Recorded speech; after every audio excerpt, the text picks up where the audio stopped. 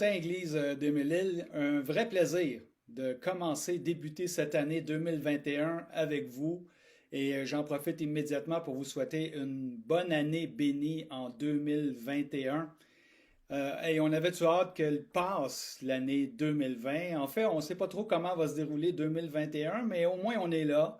Et on a tous vécu les contre-coups du confinement. Je ne sais pas comment que ça a été pour vous, mais dans notre cas, en tout cas, ça a pas mal bouleversé notre période des fêtes. Par exemple, tu sais, on est habitué d'être entre 12 et 20 personnes à Noël. Combien on était cette année? Trois. Alors, ça change. Bien sûr, la fête est extraordinaire, puis on se souvient de la naissance du Seigneur Jésus, puis de tout ce qu'il a accompli pour nous. Mais il n'en demeure pas moins que depuis des années et des années, on est habitué à vivre culturellement toutes sortes de bonnes choses à Noël, puis ça a changé drastiquement avec ce confinement que le gouvernement nous a demandé.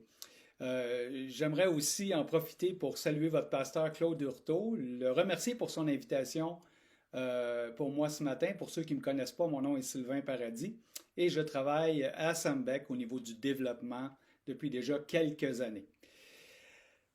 Vous avez vu, comme moi, certainement des articles concernant la COVID, la fameuse COVID-19. Je ne peux pas m'empêcher d'en reparler parce qu'avec le point de presse qu'on a connu cette semaine, pas plus tard que mercredi dernier, et cette nouvelle que nous avons tous reçue du confinement qui se prolonge avec un couvre-feu en bonus, je peux pas m'empêcher de revenir sur cette situation-là. Puis j'avais préparé quelque chose depuis 2, 3 semaines pour vous. Puis finalement, après avoir entendu la conférence de presse et tout ça de mercredi dernier et tous les détails, puis les contraintes que ça va amener, ben j'ai décidé de changer complètement, puis d'aller dans une autre option. J'ai écouté mon cœur finalement, puis dire qu'est-ce que on pourrait bien euh, qu'est-ce qu'on pourrait bien partager ou comment on pourrait bien s'encourager les uns les autres à travers cette période, à tout le moins qui est vraiment difficile. Alors, il y a deux articles, entre autres, que j'aimerais vous partager en commençant, qui parlent de l'impact de la pandémie. Et un de ces articles-là a été, vient du Journal de Montréal en avril dernier, dans le pic, on pourrait dire, un des moments assez élevés de, de la première vague de la pandémie. Et l'article s'intitulait Rien ne sera plus jamais comme avant. Et on y disait dans cet article, et je vais vous donner quelques citations, on disait jamais historiquement le destin de la race humaine n'a été aussi directement menacé, jusqu'à ce qu'on parle sérieusement de la crise climatique, et c'est tout récent, et qu'on en prenne plein la gueule avec cette pandémie, on se pensait invincible. Oh là là, c'est comme si hey, on vivait sans penser qu'une une telle situation pouvait survenir puis chambarder nos vies comme elles le sont présentement avec toutes les restrictions que nous connaissons. Puis elle ajoute un peu plus loin, quelle ironie quand même de constater que c'est un virus invisible à l'œil nu qui sera venu à bout de nos idées de grandeur. Un virus qu'on voit même pas, invisible, mais qui bouleverse finalement le cours des choses, puis pas seulement au Québec, mais dans tout notre pays, dans l'Amérique, dans le monde entier. Donc, cette pandémie a un impact mondial et tout le monde le sait. Un autre article qui a paru en fait vendredi, le 8 janvier de cette semaine, de la semaine qui vient de se terminer, un article qui disait ceci. Le titre était La pandémie pèse lourd sur la santé mentale des Québécois. Et un médecin affirmait dans cet article, ce que j'ai observé, c'est une augmentation drastique du nombre de consultations pour des problèmes de santé mentale. Selon un médecin de famille qui est dans une clinique de l'Est de Montréal. Et elle ajoute, mes collègues et moi, on finit nos journées brûlées parce qu'on voit beaucoup plus de patients en détresse que d'habitude. Quand pourrons-nous revenir à la normale? C'est une question aussi qui plane dans l'air un peu partout. Et ce qu'on peut dire, en tout cas, mais dans quelle normale on va revenir? Peut-être la nouvelle normale. Alors, c'est clair que ça roule pas tellement bien présentement, surtout dans le système de santé et tout ça. Et bon, je veux pas être négatif en commençant l'année 2021, mais j'aimerais être stratégique dans ma vie personnelle, dans ma vie spirituelle, dans ma relation avec le Seigneur, puis dans ma relation avec les autres. Qu'est-ce qu'on pourrait bien faire de différent dans les prochains jours, les prochaines semaines, qui puisse être efficace et servir au bien commun? Est-ce qu'il y a quelque chose qu'on pourrait faire? Pas d'entre vous connaissez bien les commandements les uns les autres. On associe, on dit qu'il y a environ une trentaine de verbes dans le Nouveau Testament où on retrouve cette expression les uns les autres ou l'un pour l'autre ou pour les autres ou en tout cas lié à ce genre de construction de phrases-là. Et le problème maintenant qui arrive pour nous dans la pandémie, c'est qu'avec les limites que nous avons, où avant on pouvait se rencontrer et vivre les uns les autres, tu sais, avant, c'est pas un problème. Tu appelles un de tes amis, puis tu dis, écoute, j'aimerais aller prendre un bon café avec toi. Puis là, on parle, on s'encourage l'un et l'autre, ou on aide l'autre, on s'écoute, ou encore quelqu'un a besoin d'aide, ok, appelle-moi, je vais aller t'aider, un déménagement, je sais pas, n'importe quoi, pensez à n'importe quoi. La vie normale, bref, qu'on avait l'année passée, où on pouvait aisément vivre, expérimenter les uns les autres. Mais là, subitement, on se retrouve confinés où il faut rester dans notre bulle, comme nous a dit le gouvernement. Et on comprend pourquoi, bien sûr. Mais est-ce possible qu'il y a des circonstances qui peuvent survenir dans notre vie qui nous empêchent de vivre les uns les autres? Et la réponse, c'est oui. Un accident, une maladie ou une situation problématique où je suis retenu, puis je ne peux pas me retrouver en relation avec d'autres. Et voilà maintenant notre nouvelle réalité, une pandémie, par exemple, qui nous oblige à être confinés. Comment on va faire pour expérimenter ces commandements-là?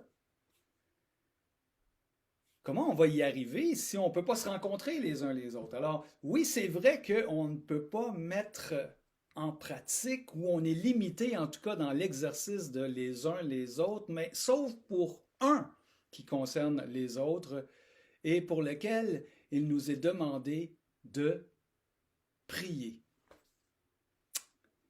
Prier pour les autres. Prier pour les autres.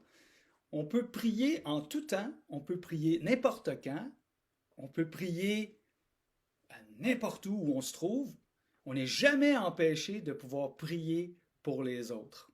C'est pas une bonne nouvelle, ça, pour nous. Vous allez dire, ah ben écoute, on le savait, ça fait longtemps qu'on prie et tout ça, ben c'est super. Moi, mon but, c'est de vous encourager ce matin. Pourquoi pas saisir l'occasion de la pandémie? C'est ça l'idée que j'ai eue, puis je me suis dit, voilà, je vais laisser parler mon cœur ce matin, puis je vais dire, regarde, pourquoi pas profiter des circonstances de la pandémie pour développer notre prière pour les autres. Pourquoi pas? Je lisais une phrase d'Alfred Kuhn concernant la prière pour les autres qui disait ceci. Prier pour nos amis est ce que nous pouvons faire de plus efficace pour eux et bien souvent la seule chose. Parce que tu peux être assis dans ton salon, tu peux être dans ta chambre, tu peux aller prendre une bonne marche, ou tu peux aller faire du jogging, ou tu peux être à l'endroit où tu veux, et tu peux avoir cette liberté de prier en tout temps, sans contrainte. John MacArthur a dit ceci. La plus grande chose que nous puissions faire pour un autre croyant, ou qu'il puisse faire pour nous, c'est de prier. La plus grande chose. Non, mais c'est intéressant. Alors, moi, j'aimerais vous encourager ce matin à prier. Prier pour les autres. Oui, prier, c'est tellement vaste le sujet de la prière. Tu sais, on peut prier on peut regarder pour la prière personnelle, on peut regarder la prière d'intercession, la louange, les sujets de prière, la confession, le pardon, bref, le réveil. Les sujets sont tellement multiples, puis ça a été développé à travers les siècles. Il y a des ouvrages extraordinaires. Donc, mon but ce matin, ce n'est pas de réinventer la roue, Et d'ailleurs, je ne m'improvise pas en expert sur la prière, mais c'est simplement pour encourager puis trouver un moyen positif d'employer cette période de pandémie et de confinement pour se centrer sur les autres et prier pour eux le plus possible, parce que des besoins, on en a tous. Hein. Qui n'a pas besoin de prière ce matin? Qui pourrait dire, là, ben moi, ne priez pas pour moi, tu sais? Non, on est tous interpellés par le fait que quelqu'un prie pour nous ou que d'autres pourraient prier pour nous. Donc, deux questions ce matin, et ces deux questions sont celles-ci. La première, pourquoi est-ce important de prier pour les autres? On va regarder ça dans quelques instants. La deuxième question, laquelle j'aimerais répondre, traiter ce matin, c'est pour quel sujet ou pourquoi exactement je pourrais prier pour les autres? Alors ça, c'est deux questions que j'aimerais qu'on puisse regarder ensemble. Prenons par exemple la première question. Pourquoi est-ce important de prier pour les autres? J'aimerais vous soumettre trois raisons pour vous encourager. La première raison, c'est simplement que le Seigneur le demande. Et je vous invite à tourner, si vous avez vos Bibles avec vous, vos Bibles électroniques ou vos Bibles en papier, mais prenez l'Écriture et regardons ensemble dans 1 Timothée chapitre 2.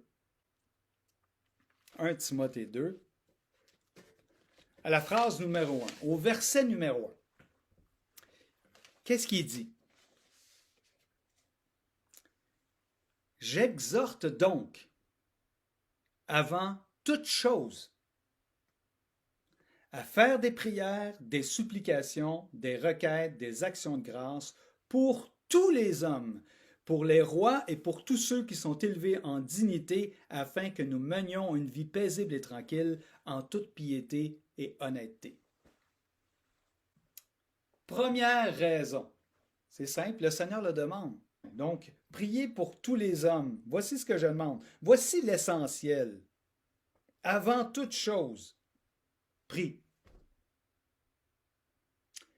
Il y a beaucoup de choses qu'on peut faire dans l'Église. Mais voici l'essentiel, nous écrit Paul. Prie, priez, priez pour tous les hommes. Dans le contexte de pandémie, là, c'est pas dur de trouver des sujets. Très rapidement, on pourrait penser au système de santé, on pourrait penser à tout le personnel des soins de santé qui sont littéralement là, au front pour prendre soin de tous ceux qui sont pris avec cette maladie. Il y en a qui ont moins de symptômes, mais il y a des gens qui en meurent. Je connais quelqu'un, moi, qui est en pleine forme, puis finalement, qui a attrapé le COVID, qui a été plus d'un mois ou à peu près un mois dans le coma, puis à la sortie du coma, il est décédé quelques jours après. Donc, c'est vraiment une bataille et c'est important qu'on appuie ces gens-là qui sont là pour nous. Puis, je pense qu'eux-mêmes attendent un minimum de la population. Nous, comme chrétiens, comme croyants, pourquoi pas prier pour eux? Pourquoi pas prendre le temps de la pandémie, de ce confinement, là, je veux dire, actuellement, là, pour prier pour eux? C'est vraiment important. On peut prier pour tous les hommes, ça inclut, oui, peut-être la santé, le personnel de santé ou des gens que l'on connaît en particulier, mais il y a notre famille aussi, bien sûr. C'est important de prier pour notre famille, les gens qu'on aime parmi nos plus proches, qui ont peut-être besoin de connaître le Seigneur aussi. Et il ne faut pas lâcher ces prières et ces demandes au Seigneur, de les amener, de les présenter au Seigneur, les gens qu'on aime, qui sont proches de nous. Tu sais, peut-être qu'il y a des gens dans ta famille qui ne connaissent pas le Seigneur, ou tu as peut-être certains de tes enfants qui ne connaissent pas le Seigneur. Pourquoi pas prier pour eux? Tu sais, parfois, parce que nos enfants, par exemple, ne sont pas au Seigneur, ou on a des enfants qui ne sont pas au Seigneur, cela peut nous amener un certain sentiment de culpabilité. Mais il faut se rappeler que la grâce de Dieu n'est pas héréditaire.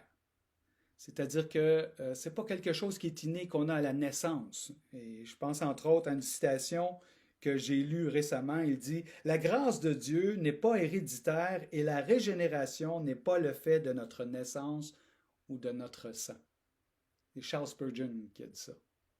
Voici une prière pour nous encourager aussi en priant pour notre famille. Pendant la pandémie ou pendant le confinement, priez davantage pour notre famille. Voici une prière qui peut être faite. Seigneur, fais dans leur cœur ce que je ne peux pas faire. Fais dans leur cœur, Seigneur, ce que je ne peux pas faire. Ensuite, on peut penser à l'exemple de Job. On a parlé de Job la dernière fois. Job qui prenait un temps pour prier pour ses enfants, qui offrait des sacrifices. Et vraiment, il avait à cœur leur vie spirituelle, il avait à cœur leur état devant le Seigneur. Donc c'est toutes des choses qui devraient nous stimuler, nous convaincre ce matin.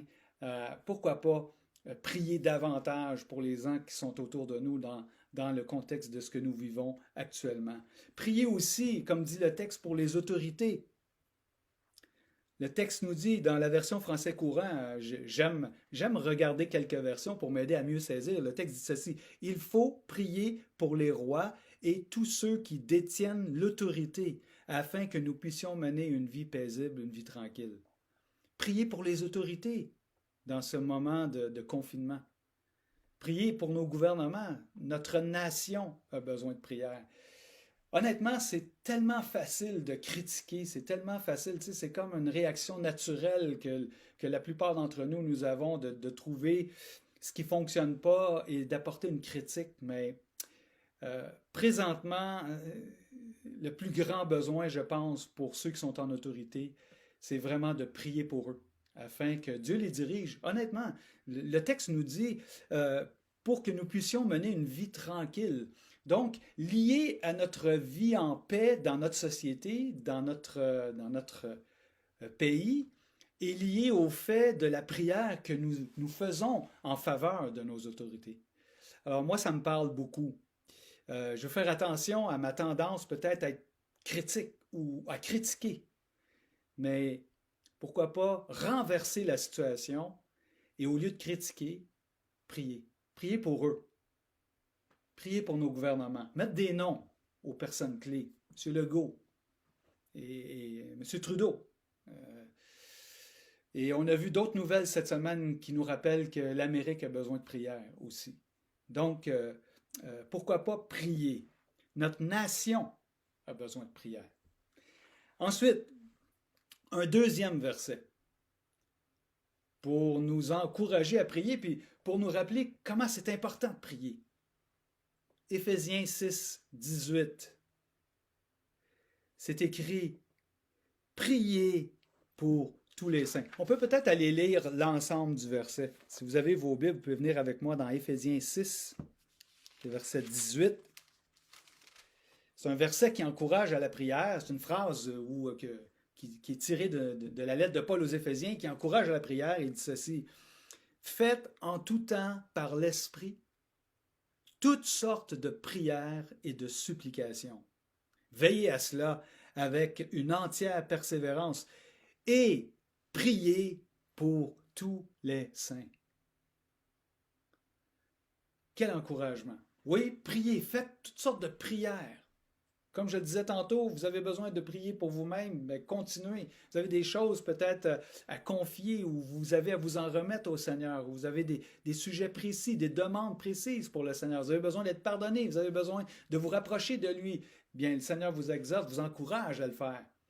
Mais ici, il ajoute, à la fin de ce passage, de ce verset, il dit « Priez pour tous les saints ». C'est tellement important. En passant, le mot « saint », je pense qu'il faut clarifier ça.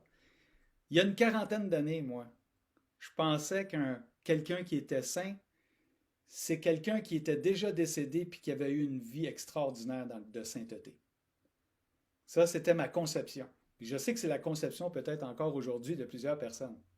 Mais bibliquement parlant, celui qui est saint, c'est celui qui a placé sa confiance en Jésus-Christ, c'est-à-dire qui a reconnu son état et ses péchés, comme l'expression de la Bible dit, qui les a emmenés au Seigneur et qui a reçu le pardon de Dieu.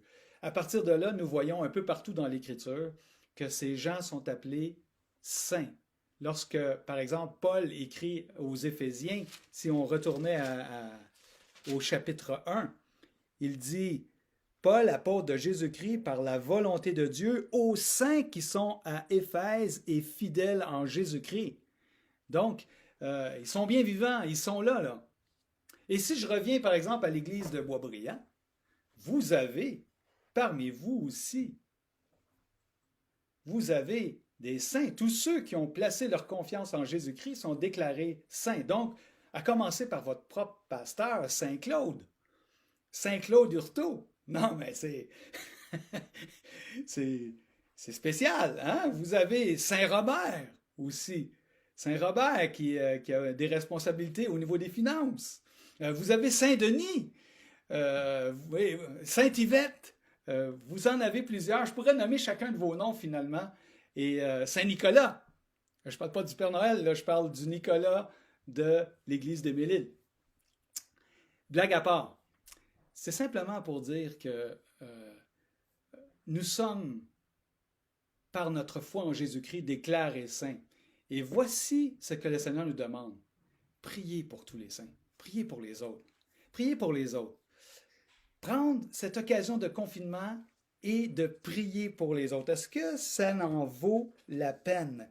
Je reviens sur ce que je vous ai mentionné tantôt. La plus grande chose que nous puissions faire pour un autre croyant ou qu'il puisse faire pour nous, c'est de prier. Je ne sais pas si je l'avais cité, mais cette citation vient de John MacArthur. Maintenant, deuxième raison pour laquelle c'est important de prier pour les autres. C'est bien simple, c'est parce que c'est un puissant encouragement pour ceux pour lesquels nous prions. Qui n'a pas besoin de la prière des autres? Qui n'a pas déjà été encouragé en entendant une autre personne dire « Hey, je prie pour toi ». Je ne sais pas si ça vous est déjà arrivé. Moi, j'ai eu l'occasion à quelques reprises de recevoir cette parole d'encouragement. Je pense entre autres à un homme peut-être que certains d'entre vous connaissent. C'est M. Héron, M. Lorne Héron, qui était pasteur à l'église de Verdun. Et je pense pendant des années et des années et des années, lorsqu'on se rencontrait, soit dans une pastorale ou qu'on se rencontrait, par exemple, dans une réunion quelconque, il me disait « Sylvain, comment vont tes enfants? » Je prie pour eux et il lui donnait le nom de chacun de mes enfants. Et pendant des années, il a fait ça. Et à chaque fois, j'étais impressionné. Il était capable de se souvenir du nom de mes enfants. Cet homme avait tellement à cœur mon foyer qu'il priait pour chacun d'eux. Je pense à un autre exemple que je peux vous donner qui a été vraiment un encouragement extraordinaire. Il y a plusieurs années, on s'en va en famille aux chutes Niagara. Et on avait plus de volonté de vacances que de budget, puis on a dû couper quand même assez court. Après 3 jours, il a fallu revenir.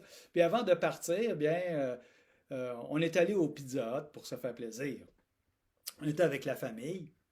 Et pendant que je mangeais, il y a quelqu'un qui s'approche, un monsieur qui s'approche de moi, puis il dit, pardon, je m'excuse de te déranger, est-ce que tu connais un certain monsieur Bill Phillips? Fait que je lui dis, ben oui, je connais bien. Monsieur Bill Phillips travaillait à Montréal au niveau de notre association, puis aidait les ouvriers à ce moment-là. Ben, il dit, écoute, moi, j'ai ta carte de prière et je voulais juste te dire que j'ai prié pour toi ce matin. Wow! Hey, on est assis là. On est à Niagara Falls.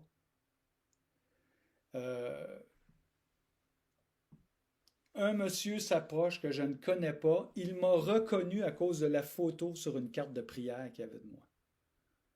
J'ai trouvé ça tellement encourageant. Ça a fait notre semaine.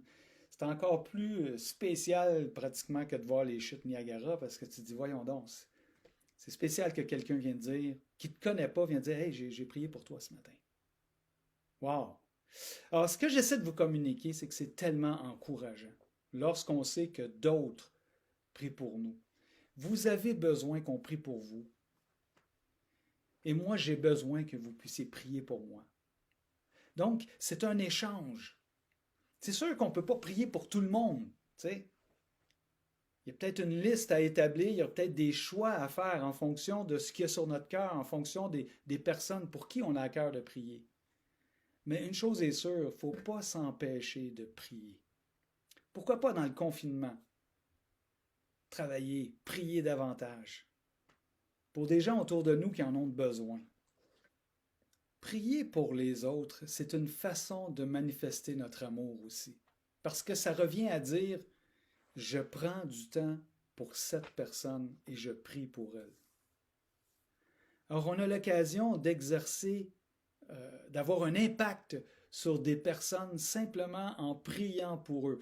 Ce qui est de fantastique, tu sais, c'est que tu peux prier dans le coin de ta chambre, assis dans ton salon, pour quelqu'un qui est à 1000 kilomètres de toi, et le Seigneur peut faire quelque chose, cela peut avoir un impact dans sa vie. C'est extraordinaire. Pas seulement 1000 kilomètres, on pourrait parler à travers la planète, tu sais. On a des missionnaires, par exemple, qui sont à l'extérieur. Quand on prie, par exemple, pour un missionnaire dans telle mission, dans tel pays, à je ne sais pas combien de milliers de kilomètres de nous, le Seigneur est en mesure d'agir et d'intervenir. C'est comme si je demande, Seigneur, interviens dans la vie de cette personne pour cette chose ou pour cette raison. Wow! Wow! Maintenant, regardons cette deuxième question, qui est tout aussi importante. Pour quel sujet devrait-on prier? Quel genre de prière on devrait faire? Vous allez peut-être penser, c'est simple, il me semble que oui, on sait tous comment prier, mais pendant des années, moi, j'ai assisté à des réunions de prière, puis j'entendais les gens dire, Seigneur, bénis un tel, Seigneur, fais du bien à un autre, Seigneur, sois avec lui, sois avec elle, etc., etc., mais rien de vraiment concret, de vraiment précis. Alors, réfléchissons un peu sur le genre de prière qu'on peut faire pour les autres. Par exemple, il y a deux sujets, je dirais, là, de prière, deux catégories qu'on pourrait énoncer. La première catégorie, c'est les besoins physiques et moraux d'une personne. Donc, tout ce qui concerne la santé, le travail, tout ce qui a rapport au bien-être intérieur, tout ce qui est lié au fait que, bon, on a des choses à vivre dans la vie, on a des circonstances, il nous arrive des choses, puis on a besoin de demander l'intervention de Dieu pour ça. Donc, on peut prier dans ce sens-là. La deuxième catégorie, on pourrait dire, de prière, c'est les besoins au niveau spirituel. Alors, tout ce qui touche aux besoins spirituels d'une personne. Oh, comment on fait pour prier de cette façon-là? Bien, si nous regardons un des modèles par excellence de la prière dans le Nouveau Testament, c'est-à-dire l'apôtre Paul, lorsqu'on prend ses épîtres et ses lettres, si on regardait toutes les prières qu'il a fait à travers ses épîtres, peut-être qu'on en compterait entre 20 et 30, je ne sais pas, autour de ça. Pour quel genre de choses priait-il exactement? Là, je me pose la question, qu'est-ce que je devrais prier pour les autres au niveau des besoins spirituels? Ah, Seigneur, sauve-le, on la connaît celle-là. Ah, Seigneur, remplis-le de toi aussi, oui. Mais est-ce qu'il y a d'autres choses? Alors, regardons quelques sujets de prière à travers les lettres de l'apôtre Paul. En voici quelques-unes. Dans Colossiens, chapitre 1, 9 à 11, il dit, il prie pour la connaissance, encore une fois, de sa volonté.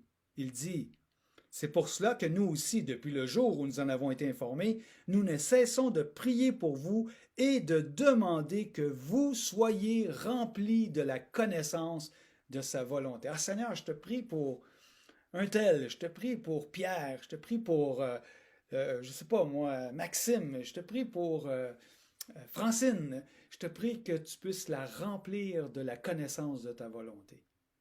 Ça devient comme plus spécifique. C'est comme si on précise notre prière plutôt que d'aller dans les généralités. Ah Seigneur, fais-lui du bien. Ah Seigneur, bénis-le. C'est correct. Pourquoi pas être plus précis? Un autre exemple, un passage que j'aime beaucoup dans 1 Thessaloniciens 3,12. Paul prie pour que l'amour augmente entre les croyants puis dans le cœur des croyants. Wow! Regardez ce qu'il dit. Et que le Seigneur fasse croître et abonder l'amour que vous avez les uns pour les autres et pour tous. Que le Seigneur vous remplisse jusqu'à déborder d'amour les uns pour les autres et envers tous les hommes. Ah Seigneur, que cet amour-là déborde dans le cœur de l'Église des Mélilles. Seigneur, que cet amour-là déborde dans le cœur des responsables de l'Église, puis que ça a un impact dans toute l'Église. En passant, c'est pas l'idée, lui, il manque d'amour, hein, wow, je vais prier là-dessus. Mais c'est plutôt un objectif de croissance, de maturité. On cherche la maturité, d'être de plus en plus en développement dans notre foi et en particulier dans notre amour envers les autres. Quelle belle prière! Ensuite, il prie pour que la parole se répande. Il demande de prier pour lui. Priez pour nous, dit Paul, afin que la parole du Seigneur se répande et soit glorifiée. Bon, alors il demande la prière pour lui-même. Paul, est-ce qu'il avait besoin de prière? Bien sûr, il avait besoin de prière. Il n'est pas différent de nous. Alors, il implore, il demande de prier pour lui. Ça me fait penser aux pasteurs actuellement. Je pense à votre propre pasteur et tous les pasteurs qui vivent la situation de la pandémie et c'est extrêmement difficile. Combien les pasteurs ont besoin que vous priez pour eux afin qu'ils puissent vraiment être en paix malgré tous les défis que ça amène dans une église comme pasteur, quand l'église ne peut pas vivre, comme on disait au début, les uns les autres. Quel défi! Il y a tellement besoin de vos prières. Et c'est ainsi pour tous les pasteurs, on pourrait dire à travers la planète. Les besoins peuvent être différents. Peut-être qu'on connaît un peu plus les besoins de notre pasteur ou de certains pasteurs en particulier, ou encore de missionnaires ou d'ouvriers ou d'autres. Mais l'idée, c'est, hey, je m'arrête et je vais prier aussi. Toujours dans cette question de confinement. Je prie pour les autres. Je vais prier pour mon Église. Prier pour tous les saints, comme on disait tantôt. Je vais prier pour mon Église. Mais je vais prier aussi pour notre pasteur, nos pasteurs, les missionnaires, pour pas qu'ils perdent courage, pour qu'ils puissent continuer leur travail, pour que le Seigneur puisse illuminer leur cœur, puis qu'ils aient toujours les bonnes choses à nous dire le dimanche matin ou à travers les rencontres en ligne. C'est vraiment important. Et on pourrait continuer et continuer comme cela. Là, quelqu'un peut-être dirait, ben écoute, le prier pour les églises, wow, attends une minute. Moi, mon église, là, je te dis que c'est comme ci, c'est comme ça. C'est intéressant de voir que l'apôtre Paul, lui, rendait grâce pour les églises, pour l'Église. En particulier, lorsqu'on regarde dans les écrits de Paul, il y a souvent un bon mot de reconnaissance. Rendre grâce, c'est d'être reconnaissant, c'est de dire merci Seigneur pour telle personne, merci Seigneur pour telle Église. Tu sais. Paul le dit pour l'Église de Corinthe. Non mais, regardez bien ce qu'il dit à un moment donné dans l'Église de Corinthe. Il dit ceci. Je ne cesse d'exprimer ma reconnaissance à mon Dieu à votre sujet pour la grâce qu'il vous a accordée dans l'union avec Jésus-Christ. La reconnaissance. Prier en étant reconnaissant pour les autres, c'est une prière aussi, ça. On est reconnaissant pour ce qu'il nous donne, on est reconnaissant pour la nourriture, on est reconnaissant pour l'air qu'on respire, certains d'entre nous peut-être pour votre santé, pour un travail, pour notre famille. On pourrait multiplier les raisons pour lesquelles être reconnaissant. Paul est reconnaissant pour l'Église de Corinthe. Pourtant, ce n'était pas une Église facile, avec les chicanes, les divisions qu'il y avait à l'intérieur de l'Église, l'immoralité, même à un moment donné, on critiquait Paul lui-même, on remettait en question son ministère, ou du moins le fait, son apostolat, ou son rôle. Mais Paul lui dit, je rends grâce au Seigneur pour vous. Paul voyait la perspective du travail qui est en train de se faire dans la vie de cette Église. Pourquoi pas regarder aussi les autres dans la perspective de ce que Dieu est en train de faire, tu sais? Et ainsi, vraiment prier pour les autres. Bien, moi, je voulais vous encourager ce matin à considérer, prendre ce défi-là. Vous savez, quand on est concentré sur les autres, ça nous aide à aller mieux nous-mêmes. Il y a plein de messages d'espoir qui ont été donnés, je suis convaincu, la semaine dernière, à travers les églises pour l'année 2021. Et c'est correct. On a besoin d'espoir, on a besoin d'être encouragé, on a besoin de fixer nos yeux vers le Seigneur. Mais moi, j'ajoute une coche de plus ce matin. Pourquoi pas penser aux autres? Parce que c'est important. C'est important parce que le Seigneur nous demande avant toute chose de prier. C'est important parce que si quelqu'un apprenait que tu es en train de prier pour lui, bien, ça serait un encouragement, un profond encouragement dans sa vie. Puis même, j'oserais dire que quand tu pries, ton amour, oui, il se passe quelque chose. Ton amour augmente pour les autres. On dirait que tu es intéressé de savoir comment ça se passe. Et moi, ça m'est arrivé, par exemple, de recevoir un texto puis de dire, OK, puis comment ça va? J'ai prié pour telle situation. Wow, quel encouragement. Quelle manifestation d'amour. Donc, pourquoi pas prendre ce défi-là pour le prochain mois? Commencer l'année en priant pour les autres, en étant centré sur les autres. En passant, j'ai un fichier qui traite des prières, des sujets de prière selon le modèle des lettres de Paul. Si vous êtes intéressé d'avoir une copie, simplement de demander à Pasteur Claude. Et une dernière chose que j'aimerais dire, un défi que j'aimerais vous donner. Si vous dites, hey, j'aimerais ça commencer à prier davantage pour les autres, ou si vous dites, oui, moi, je veux faire un effort de plus pour les autres, prier pour les autres dans le prochain mois, je vous encourage à choisir des personnes, ou en tout cas à cibler des gens pour lesquels vous voulez prier et à les appeler. Les appeler puis leur dire, écoute, j'ai à cœur de prier pour toi dans le prochain mois ou dans les prochains jours. Est-ce qu'il y a un sujet de prière pour lequel tu aimerais que je prie pour toi? Ah, ça fait du bien. Ça va faire du bien à la personne, puis ça va vous faire du bien aussi parce que ça va vous donner une direction. Moi, mon expérience, une des manières dont je prie régulièrement ou quotidiennement, c'est que je vais prendre ma marche. C'est comme ça, c'est mon temps avec le Seigneur. C'est mon temps pour prier. Puis, à force de le faire, ce qui arrive à un moment donné, c'est que les prières, il y a un ordre qui s'établit, il y a des prières que tu as choisi de prier. Ces prières-là viennent à ton esprit. Puis aussi, entre-temps, il y en a d'autres qui peuvent s'ajouter. Le Seigneur t'a conduit à prier peut-être pour d'autres choses aussi. Mais ce que je veux vous dire, c'est ne vous empêchez pas d'appeler quelqu'un d'autre et de lui dire, j'aimerais prier. Est-ce qu'il y a un sujet de prière que je pourrais prier pour toi? Regarde, on est en confinement, là. Et dans le prochain mois, j'aimerais prier pour toi. Est-ce qu'il y a un sujet pour lequel je peux prier? Et à partir de là, bien, prions pour les autres. Et regardons ce que Dieu va faire aussi. Il y a des prières peut-être qu'on va voir exaucées plus rapidement que d'autres. Ça, c'est un sujet qu'on pourrait parler, l'exaucement à la prière. Tu sais, je pense à Abraham, par exemple, qui a prié pour son neveu Lot. Vous vous souvenez de l'histoire de Sodome et Gomorrhe? N'empêche que Lot a été sauvé, entre autres, en raison des prières d'Abraham pour lui.